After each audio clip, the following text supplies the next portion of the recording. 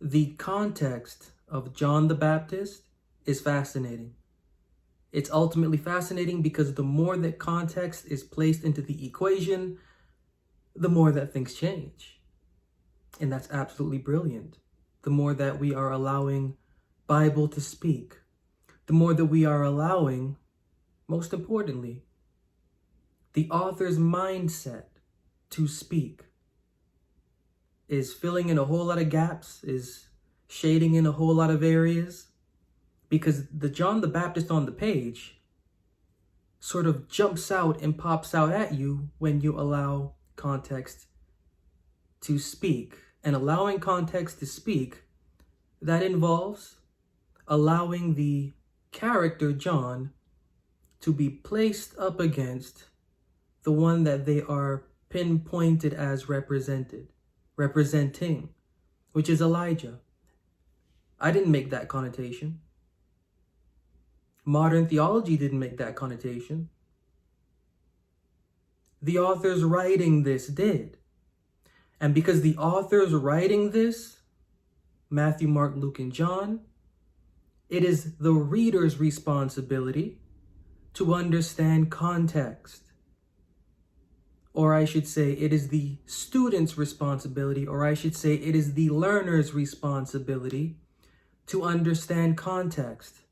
And when you take context into consideration, a lot of questions arise. A lot of questions arise. Who, if John is being connected and parallel to Elijah, is Elijah's audience? In what age did Elijah exist? What was Elijah's ministry geared towards? What was the message behind Elijah's ministry? Why are the authors, Mark starting this trend off, connecting their John to Elijah? Could it be that their John actually lives in an age where an Israelite religion devoted to Baal exists? Could it be that this John the Baptist exists in the same time as that Elijah, in that same period of the Israelite religion of Baal, and they are doing exactly what Elijah is doing, which is persecuting that church for the defense of the deity that should be remembered and recalled and approached? In the book of Luke, the saying of turning the hearts of the fathers to the children and the fathers to the sons to the fathers, and so on, to prepare the way of the Lord. Another question: where is that author writing that narrative quoting from? So we saw in our previous video that Elijah's ministry didn't sound as cute as that verse sounds. Now, just want to harp on, where is the author of Luke getting that quote from? Because that's a quote. That's a quote. That didn't come from the organic penmanship of the author. That's coming from somewhere. But where? Looking in the book of Malachi. Malachi 4, 5 and 6. Behold, I will send you Elijah the prophet before the coming of the great and dreadful day of the Lord, and he shall turn the heart of the fathers to the children and the heart of the children to their fathers, lest I come and smite the earth with a curse. Question: why is the author of Luke placing this into their narrative? Are they doing so because it sounds cute? And if it is that it sounds cute to say, why are they placing this passage into their narrative when the context of this passage revolves around the great and dreadful day of the Lord? What's the author trying to tell us? Why is the author putting this into their passage? Why does this matter to the author, that this is what their John is supposed to be referenced to, associated with, linked? Why? Why is this necessary to the author? Could the environment have something to do with why this is in here? Could the environment of which they are fitting their character into have something to do, have everything to do with why that's in there? beginning narrative. The authors writing these things are not making any mistakes in what they're writing. They know exactly what they're doing. We don't. We don't know what they're doing, but that's okay. That's okay, because they give us little breadcrumbs, they give us little clues to understand what they're doing. But the thing is, we have to be familiar with Genesis to Malachi to be able to pick up the sort of context that they're trying to establish due to the environment that they are establishing from the references that they're placing into their narratives from prior scriptures. Why? Why is it important that the author of Luke, when describing their John, place this into their narrative? This scene from Malachi. This scene from Malachi, which is in reference to the great and the dreadful day of the Lord. Question: was the great and dreadful day of the Lord occurring in the day that the author of Luke is writing their narrative? Is it possible that the great and dreadful day of the Lord has occurred after some point in time of which the author of Luke writing their narrative is referencing? And if so doing, are they actually referencing someone, some messenger, some John? John equates in language to sent, some sent, someone sent, a messenger sent at a particular point in time leading up to that great and dreadful day of the Lord, because before that day happens, Elijah should manifest. Has Elijah manifested to the author of Luke's mind and perception before the great and dreadful day of the Lord has taken place? If so, that means the great and dreadful day of the Lord has already taken place, and that means that Elijah has already manifested. Placing these things out there because we just have to think about them due to the contextual nature of why they are relevant to the verses. We have to move beyond popular Christian theories or popular self-cultivated theories based off of Christian theories or non-denominational Christian theories to really see from the author's lens what's going on. Malachi 4 and verse 1. For behold, the day cometh that shall burn as an oven, and all the proud, yea, and all that do wickedly shall be stubble. And the day that cometh shall burn them up, saith the Lord of hosts, that it shall leave them neither root nor branch. This is the sort of time period. This is the sort of time period that Elijah is supposed to be in. When Elijah's mission is finished, this will take place. This will take place. Who is the author talking to in Malachi? Who is the author in Malachi talking to? He's talking to the priesthood. The author of Malachi is talking to the priesthood. The destruction of the priesthood is impending, according to Malachi. And before that destruction happens, which destruction is called the great and dreadful day of the Lord, Elijah should manifest. Elijah should manifest. At this point in time, when this great and dreadful day is, while it's taking place, prior to it taking place, because prior to it taking place, a sun of righteousness is supposed to shine upon a certain host, upon a certain assembly, so that by the time that great and dreadful day takes place, they will be safe and comfortable in a sense. They will be safe under his wings, receiving health. What does this mean? What is this sun of righteousness? What is this sun of righteousness that will appear to have healing in his wings for them that fear the one causing this destruction? Whatever it is, they are connected to Elijah. And whatever Elijah is connected to, the authors of Matthew, Mark, Luke, and John They want to emphasize it in their narrative for a very specific reason. Knowing Bible is a course for learners wanting to grow closer to themselves and to their Creator. There is a reason why we trust the Bible. There is a reason why the Bible moves us to celebrate it. There is also a reason why we feel hesitant to let the Bible's words satisfy us. Traditional religious theory isn't always satisfactory. Carrying a belief without proof will soon aggravate our thoughts and feelings. Knowing Bible is a course that is designed to wake us up to who and what our belief is.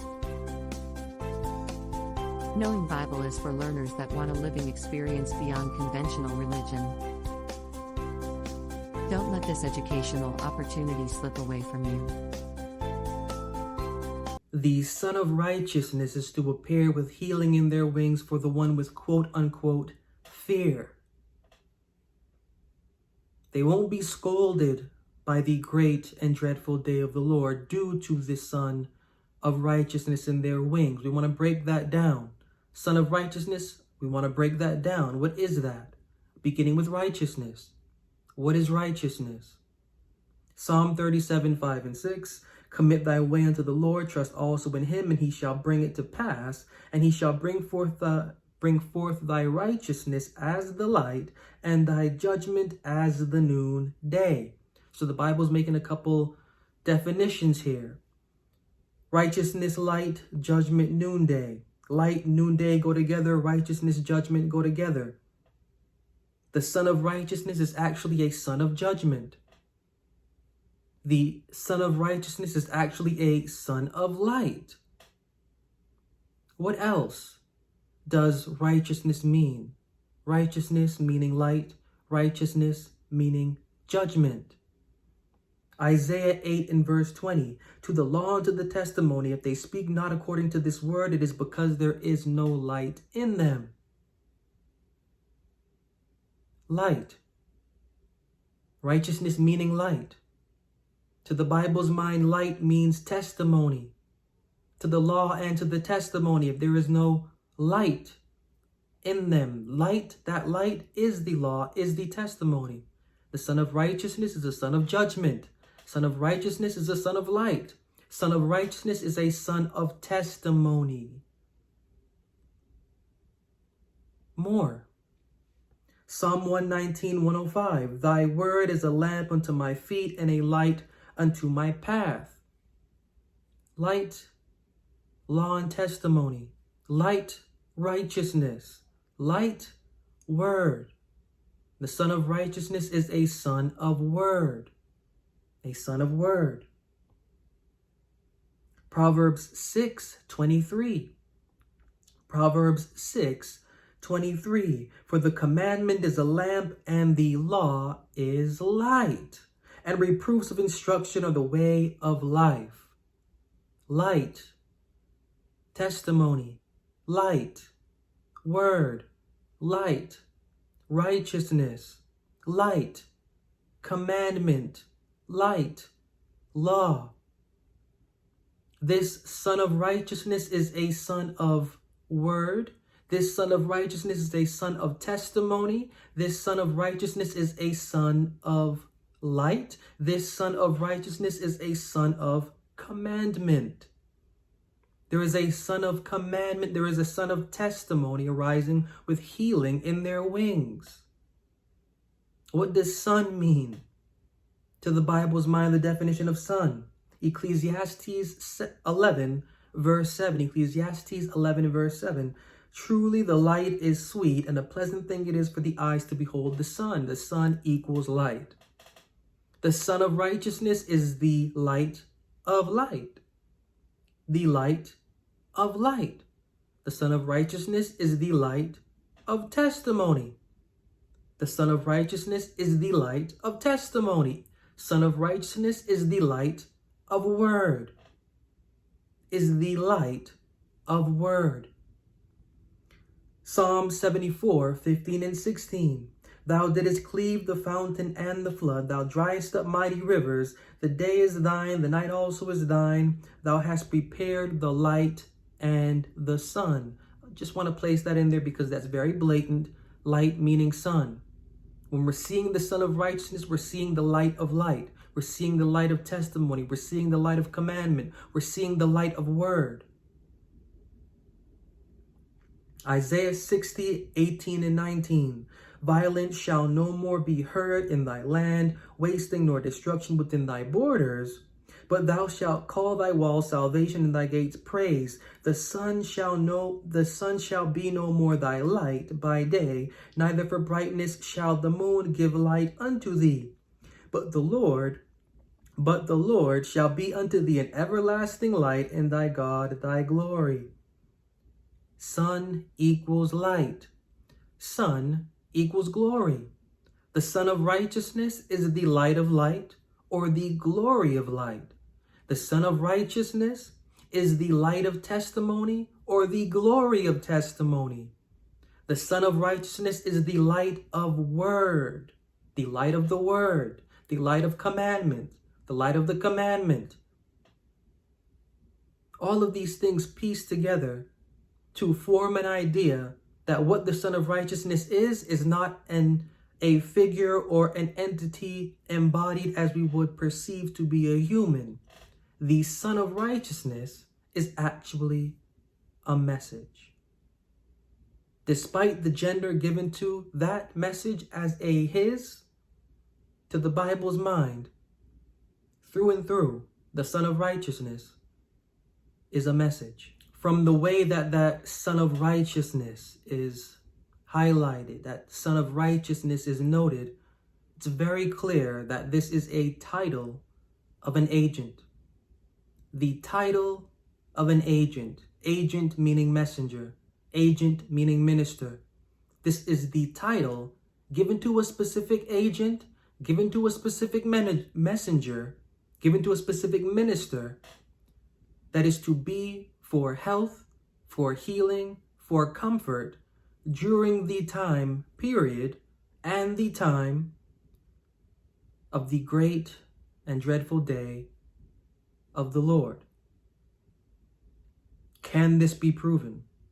Can anything like this, as is connected to the Son of Righteousness, as to the title given to such an agent, does this apply anywhere? Going back to the book of Luke, or I should say going forward to the book of Luke, Luke 1, 76 to 79. And thou, child, shalt be called the prophet of the highest, for thou shalt go before the face of the Lord to prepare his ways, to give knowledge of salvation unto his people by the remission of their sins, through the tender mercy of our God, whereby the day spring from on high hath visited us, to give light to them that sit in darkness and in the shadow of death, to guide our feet into the way of peace. Verse 78 highlights a bit of the figurative identity of who this is in reference to, which is in reference to John. Through the tender mercy of our God, whereby the day spring from on high hath visited us. What's the day spring? We don't need to calculate any bit of thought for that. When the spring of day hits, what happens? The sun hits. That's noonday. This John is being portrayed, is being illustrated as the noonday. And that's figurative. This isn't literal. As the noonday, or as the sun. That's why it goes on to say that you shall be our light for knowledge of salvation. That's why the author of Luke connects and really fills out their narrative, connecting their John, which trend begins in Mark, back to Malachi. Their John is supposed to be the day spring. Their John is supposed to be the Son of Righteousness. Their John is supposed to bring the healing in his wings. But the question still is, why is this verse necessary? Why is this verse necessary if the author is portraying it to occur in a time of peace? Well, the reality is that their narrative does not occur in a time of peace. Because the things for which this is said, the one for whom this is said for a time period before the great and dreadful day of the Lord. There, John, Matthew, Mark, Luke, and John is living in a time before the great and dreadful day of the Lord takes place, where there will be no more root nor branch to the priesthood. Can we think of an age where the root and the branch of the priesthood has no more root or branch? Can we think of a beginning age for when that took place? The authors of Matthew, Mark, Luke, and John are crafty. Their narrative is very crafty, and it's written for Gentiles. It's not written for anyone that would care for anything from Genesis to Malachi, because no one that would not know Genesis to Malachi, if they don't know Genesis to Malachi, all of this is going to sound very tantalizing. It's going to sound very tantalizing, and the narratives are going to get put onto it that deviate from the original context for which these things are referenced from. These authors understand what they're doing, and they understand the audience for who they are catering to. They're good marketers, they're good historians, and they're good historical fiction writers. Nevertheless, they are writing about a very real person whose name is not John, whose identity is not as on the surface it seems in their narrative, who exists during a time period just before the great and dreadful day of the Lord, whose ministry is a ministry during a time period of an Israelite religion devoted to Baal, and whose mission is to persecute such by casting down, hammering fire, by casting down fire upon the heads of these prophets that are moving the mission of the Israelite religion of Baal. That's who their John is. His identity has been covered very, very good, but they leave clues and traces to let us know the age of which their John is, his mission, his philosophy, the agenda, and what he is supposed to stand for, and when. Understand the deeper meaning behind the crucifixion and resurrection of Jesus. Discover an allegory that speaks to personal and intellectual devotional growth. Meet the Dawn of Devotion, a sacrifice for devotional evolution. This book challenges traditional interpretations of Jesus' resurrection and crucifixion. Explore the allegorical journey reflecting personal and intellectual growth. Experience a narrative that transforms your understanding of devotion. Get your copy of The Dawn of Devotion, a sacrifice for devotional evolution today, and begin your resurrection.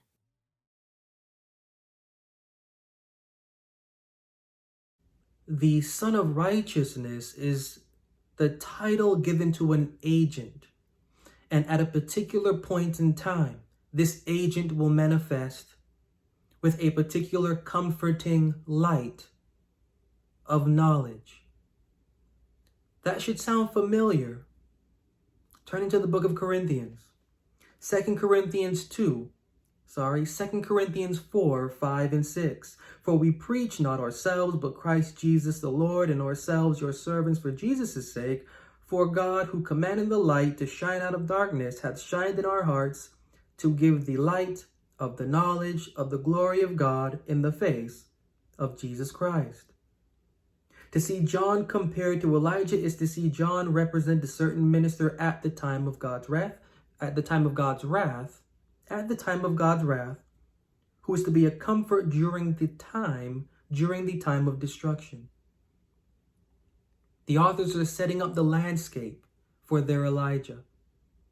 They're setting up the landscape for their Elijah, and they're building up his character by using references from the past. They're piecing together their character from references coming from the past. The careful reader, the careful observer is to understand what they're doing and why they're doing it. Episodes prior, we looked at the time period in which the book of Mark begins. They set their gospel to beginning in a specific period. Their good tidings begin when Jerusalem has served her two shifts of indignation. We saw what those were. When Jerusalem should have suffered completely her two shifts of indignation, then the message should go, prepare the way for the Lord.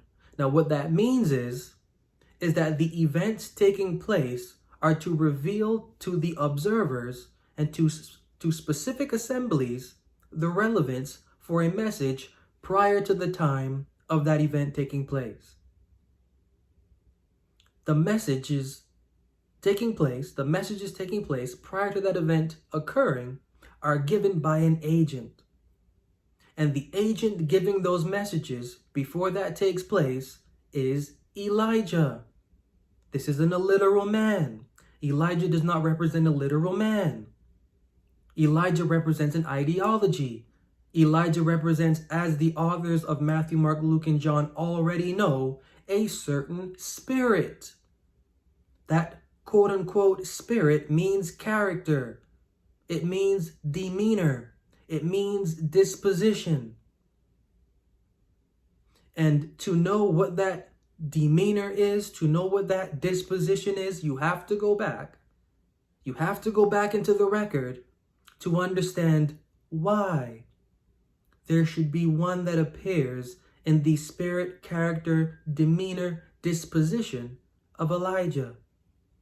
And when you do, you will then see the age in which Elijah ministered. You will see who he ministered against. You will see who the enemies of Elijah were. You will see who Elijah despised. You will see the acts of Elijah. You will see the acts of Elijah. You will see what Elijah did and how he carried himself. And who, as the author of Luke points out, benefited, because there were many that benefited. There were many that benefited by Elijah's ministry. There were many that benefited by Elisha's ministry.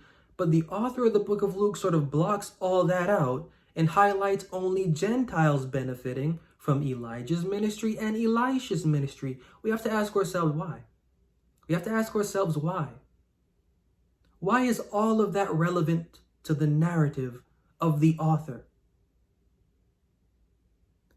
Could it be that their actual John, who is appearing in the spirit, character, demeanor, and disposition of Elijah, is alive during a time when an Israelite religion of Baal exists, and their agenda, their mission, is to cast fire upon the heads of those prophets, or to cast a hammering word upon the heads of those prophets, and to make sure that he persecutes that church, and in doing so, making sure that he turns the eyes to the intended deity in the manner and in the fashion that is acceptable according to the time and according to times have been.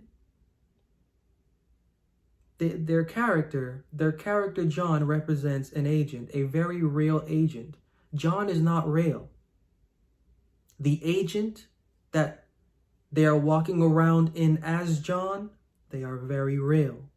And the authors are pinpointing the time frame of their existence, as the author of Mark pinpoints the time frame of the beginning of their narrative, or of the beginning of their religious movement, which occurred 70 AD. That's what certified it. That's what verified it. And what verified it was the preaching of that Elijah before the great day of the Lord took place. We just have to think what Elijah existed before the great day of the Lord took place that really allowed 70 AD to shine to a certain audience for a specific movement that they had that was existing before that time period, now to pick up, now that there is no longer root nor branch to the supposed enemies of the deity.